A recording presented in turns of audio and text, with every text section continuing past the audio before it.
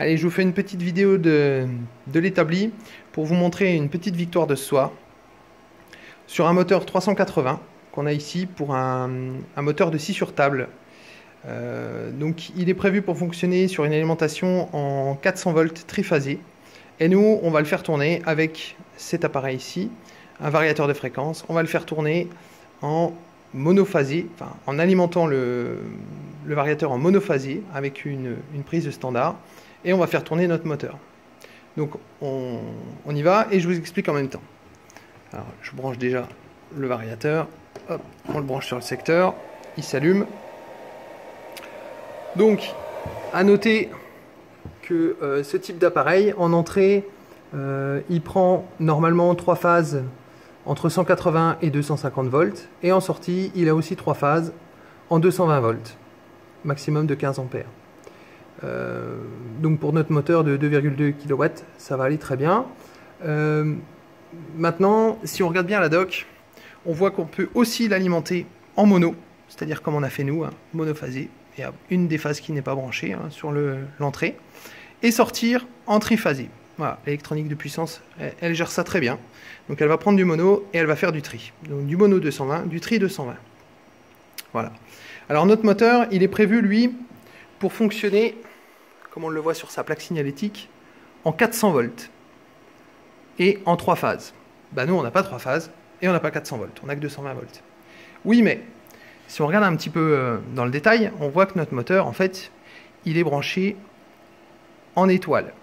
Donc en étoile, c'est ce schéma-là. Voilà. Et on voit bien qu'en étoile, entre chaque phase, la phase 1 et la phase 2, il y a 2 enroulements. Voilà. Souvent, dans les boîtes à bornes des moteurs, c'est ce type de raccordement avec les plaques de couplage au-dessus, comme ça. Si on prend les enroulements, avec le schéma des enroulements, ça donne ça. Mais nous, on n'a que 220 volts. Alors du coup, eh ben, on l'a branché en triangle.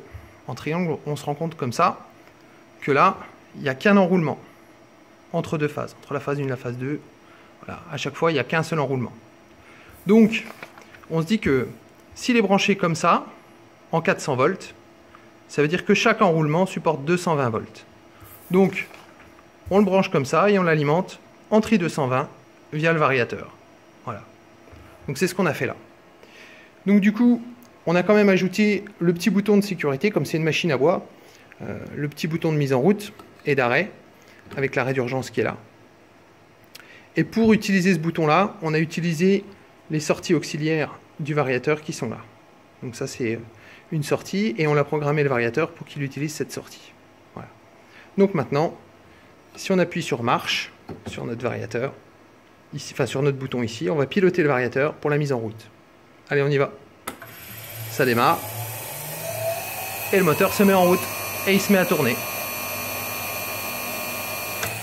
Et quand on appuie sur arrêt, il s'arrête. Voilà. Ça fonctionne. Je vous le refais en petit coup. Allez.